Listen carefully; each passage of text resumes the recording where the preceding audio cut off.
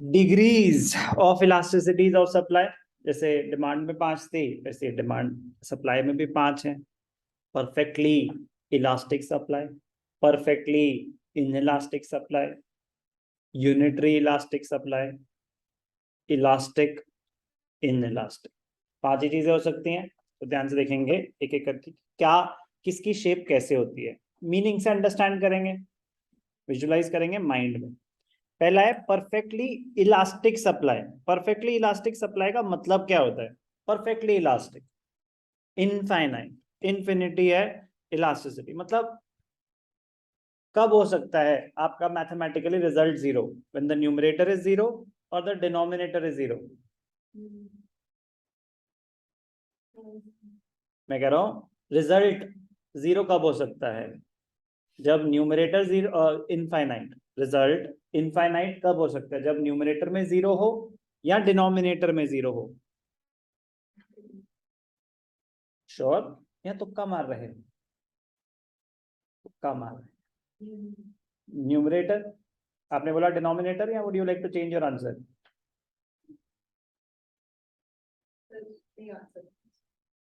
Answer नहीं देना। हाँ, no comments. Denominator, numerator, no comments. Numerator, 2 vote हो गए न्यूमरेटर के, 2 all, 3-2 towards the numerator, 4-2 numerator is winning. Would you like to change your answer? There is no reward. Pass, no comments के भी 2 votes हो गए। 3 denominator, numerator, अभी numerator के, numerator, denominator. Numerator को मिले हैं 60% वोट्स, डिनोमिनेटर को मिले हैं 25% वोट्स, और 15% मिले हैं नो कमेंट्स को। तो जनता की राय सही होती है हमेशा केबीसी में? कभी कभी कटता है, हमेशा सही नहीं होती जनता की राय, तो सोच समझ के लेनी चाहिए नालायक को। न्यूमरेटर अगर जीरो होगा तो रिजल्ट जीरो होगा, डिनोमिनेटर अगर जीरो होगा तो अनएसर्टेनेबल, इनफाइनाइट होगा रिजल्ट। कोई बात नहीं, सबक मिलता है। एक तो जनता की राय पे हमेशा विश्वास नहीं करना चाहिए, आप इनकी वजह से अपना आंसर चेंज करने वाले थे।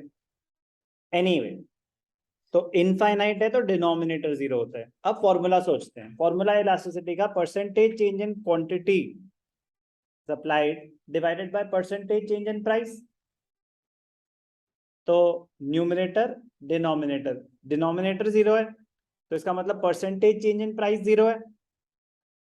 प्राइस चेंज नहीं हो रहा, सेम प्राइस पे आप अनलिमिटेड बेचने के लिए रेडी हो, सेम प्राइस पे अनलिमिटेड बेचने के लिए रेडी हो, प्राइस चेंज नहीं हो रहा। प्राइस किधर आता है, एक्स एक्सेस या वाई एक्सेस? वाई एक्सेस पे आता है प्राइस, एक्स एक्सेस पे आती है क्वांटिटी। तो प्राइस चेंज नहीं हो रहा, क्वांटिटी चेंज होती जा रही है, तो ग्राफ कैसा होगा? Straight line parallel to the x axis. ध्यान से देखेंगे, perfectly elastic supply when there is an infinite supply at a particular price। तो प्राइस चेंज नहीं हो रहा तो percentage change in price is zero, तो इसलिए डिनोमिनेटर जीरो, तो net result infinite. And supply becomes zero even with a slight fall in price. Price थोड़ा सा भी चेंज हुआ तो फिर नहीं बेच रहे, सेम प्राइस पे जितना मर्जी बेचने के लिए रेडी है। Then supply of such a commodity is said to be perfectly elastic. In such a case, elasticity would be infinity, and the supply curve is a horizontal straight line parallel to the x-axis. Horizontal straight line parallel to the x-axis. कोई भी doubt? तो shape तो पता होनी ही चाहिए कि what would be the shape of the supply curve when the elasticity is infinity? It would be a straight line parallel to the x-axis. But मैं कह रहा हूँ याद नहीं करना, समझना है कि परफेक्टली इलास्टिक सप्लाई का मतलब इलास्टिसिटी इज इन्फिनिटी। मैथमेटिकली कोई भी चीज इन्फिनिटी तब आती है जब डिनोमिनेटर जीरो, डिनोमिनेटर में आता है चेंज इन प्राइस, मतलब प्राइस चेंज नहीं हो रहा, फिक्स्ड प्राइस है, तो एक लाइन आएगी straight line parallel to the x axis. Clear? Perfectly elastic supply, तो कुछ भी आप सेम प्राइस पे सप्लाई बढ़ती जा रही है, बढ़ती जा रही है। Perfectly inelastic, perfectly elastic है तो वो भी स्ट्रेट लाइन होती है but parallel to the x axis. Perfectly inelastic मतलब जीरो। अब मैथमेटिकली रिजल्ट जीरो कब होगा? जब न्यूमरेटर जीरो होगा या डिनोमिनेटर? न्यूमरेटर। तो न्यूमरेटर जीरो है तो आपका रिजल्ट जीरो ही आएगा। तो न्यूमरेटर में आता है परसेंटेज चेंज इन क्वांटिटी, तो क्वांटिटी चेंज नहीं हो रही, अब मतलब क्वांटिटी फिक्स्ड है, तो एक्स एक्सिस से जुड़ी हुई एक लाइन स्ट्रेट आ जाएगी parallel to the y axis. तो शेप कैसी होगी? Straight line parallel to the y axis की। क्वांटिटी क्या है, जो मर्जी प्राइस हो क्वांटिटी चेंज नहीं कर सकते हम, जैसे कि रेयर आर्टिकल्स का आपको एग्जांपल दिया था। इलास्टिसिटी इज जीरो, कोई doubt? highly elastic supply when the elasticity is more than 1, when the elasticity is more than 1, elasticity more than 1 कब होगी? when the, ढूंढ लो आप पहले, मेरा हो गया खत्म, please concentrate. Highly elastic supply का मतलब क्या होता है? Elasticity is more than 1, elasticity more than 1, result mathematically result greater than 1 कब होगा? जब न्यूमरेटर ज्यादा है या डिनोमिनेटर? न्यूमरेटर। तो when percentage change in quantity is more than the percentage change in price, price थोड़ा सा चेंज होता है, क्वांटिटी उससे ज्यादा चेंज होती है। तो कैसी शेप होगी? High elastic supply. Highly elastic तो रिलेटिवली फ्लैटर होता है, रिलेटिवली फ्लैटर, एक होता है फ्लैट, एक होता है स्टीप। ध्यान से देखेंगे,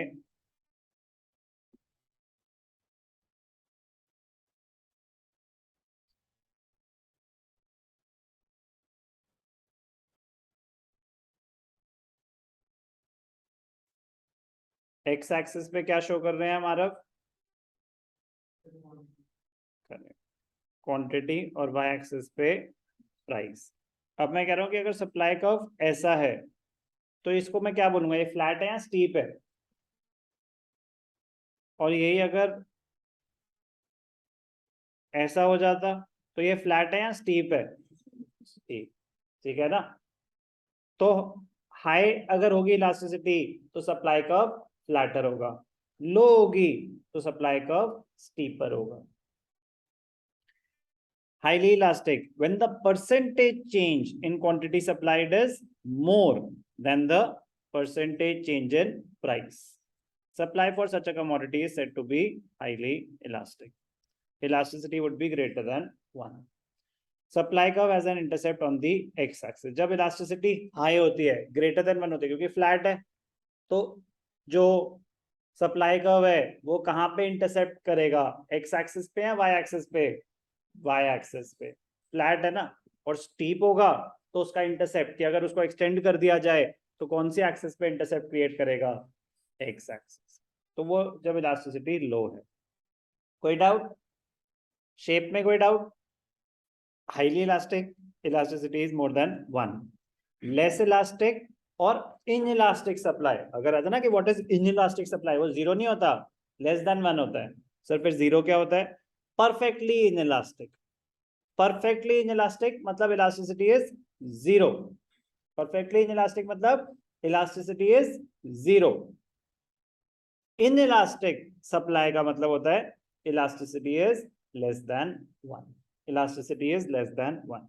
When percentage change in quantity supplied is less than the percentage change in price, numerator is less than the denominator. कोई भी डाउट? शेप कैसी होगी? स्टीप होगी। तो जब स्टीप होगी तो इंटरसेप्ट सप्लाई कर्व का या भी एक्स एक्सिस पे होगा या वाई एक्सिस पे? X axis. कोई भी डाउट? क्लियर? लास्ट चीज क्या हो सकती है? Unitary elastic when the percentage change in quantity supplied is equal to the percentage change in price. तो इसमें इंटरसेप्ट होता है ओरिजिन के थ्रू, इसमें होता है इंटरसेप्ट ओरिजिन के थ्रू। तो शेप ऐसी होगी कि percentage change in quantity is equal to the percentage change in price. कोई भी डाउट? पांचों वैल्यूज, सिंपल सी बात है।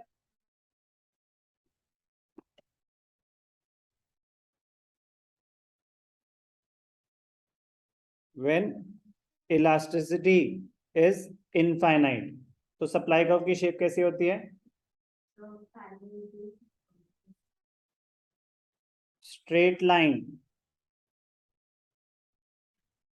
Parallel to x axis. When elasticity is 0,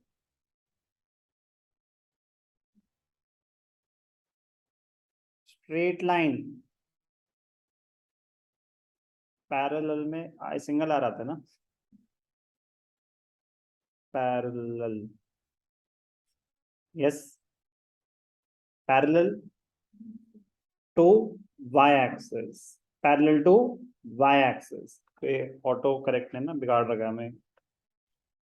चलो, इलास्टिसिटी इज इन्फिनिटी, तो मतलब straight line parallel to the x axis.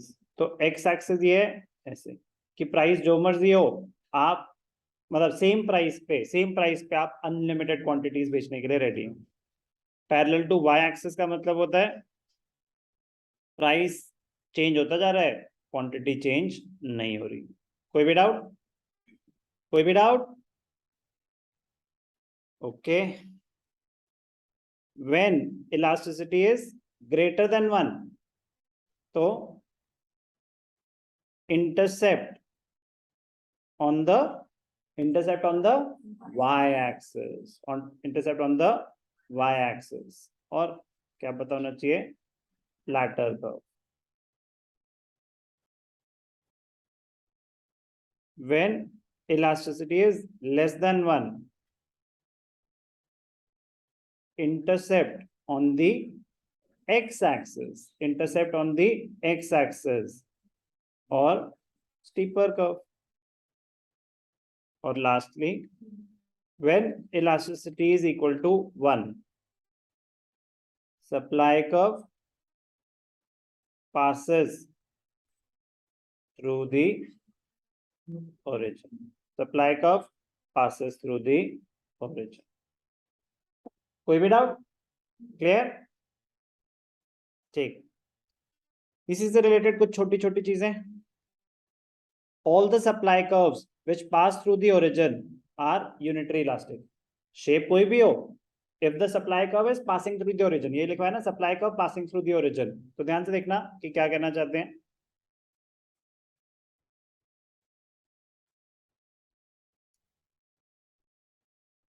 Easy है but important है, क्योंकि मतलब ऐसा लगता है ना कुछ लोगों को कि जो ये है सप्लाई कर्व, जनरल डेफिनेशन में तो ऐसा बनाते हैं, ये 45 डिग्री पे, तो इलास्टिसिटी लेस देन 1 है, मोर देन 1 है या equal to 1?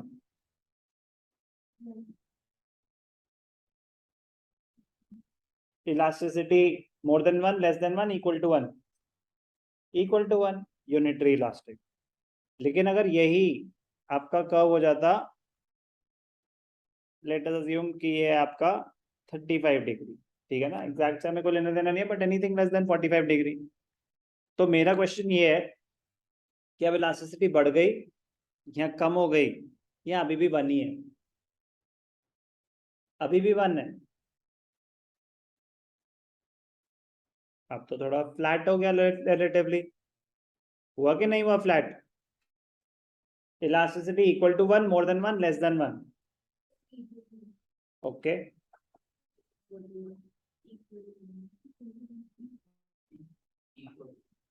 Equal to 1, but sir ये तो फ्लैट है, तो इसलिए तो वो स्पेशली मेंशन कर रहे हैं, कह रहे हैं अगर ओरिजिन को पास कर रहा है ना, if the supply curve passes through the origin, जैसी मर्जी शेप हो, elasticity will be considered as 1 if the supply curve passes through the origin. If the supply curve passes through the y-axis, intercept y-axis, तो more than 1, x-axis less than 1. If the supply curve passes through the origin, irrespective of the angle made, elasticity would be equal to ABC are supply curves of 3 different commodities. तो उन्होंने बोला ना ABC कोई किसी angle पे है, कोई 45 degree पे है, कोई 55 पे है, कोई 35 पे है, basically more than 45, less than 45. The price elasticity of all the 3 curves will be equal to 1. It means any straight line supply curve which passes through the origin has a unitary elastic supply. Very, very, very, very important observations. Okay, पहली clear. दूसरी हम already कर ही चुके हैं. Flatter the curve, higher would be the elasticity. If two supply curves, demand curve में भी आया था same question. If two demand curves intersect each other, which one will have higher elasticity? Flatter the curve, higher the elasticity. तो कोई भी दो लेंगे, तो उसमें कोई भी 2 पॉइंट्स लेंगे, तो जैसे आपका ये है S फ्लैटर कर्व है, तो इसमें अगर ये इतना ही प्राइस चेंज हुआ है P और P1 में इतना ही चेंज है प्राइस, तो डेल्टा P तो कॉमन है, दोनों में सेम प्राइस चेंज हुआ है. लेकिन ये देखो जो फ्लैटर कर्व है उसमें क्वांटिटी इतनी ज्यादा चेंज हो रही है, लेकिन जो ये S1 है उसमें सिर्फ इतनी सी चेंज हो रही है. तो चेंज इन क्वांटिटी किसमें ज्यादा है? फ्लैटर कर्व में. कोई भी डाउट? समझ आ रहा है क्या बोल रहा हूं? तो इंपॉर्टेंट पॉइंट है, रिपीट हो रहा है. Flatter the curve, higher the elasticity. कोई भी डाउट? कोई भी डाउट? स्कोरिंग क्वेश्चंस हैं, इंपॉर्टेंट क्वेश्चंस हैं. तो ठीक है, more elastic when the curve is flatter as compared to the supply curve which is steeper. तो फ्लैटर, कंक्लूजन क्या निकला? Flatter the curve, higher the elasticity. कोई भी डाउट?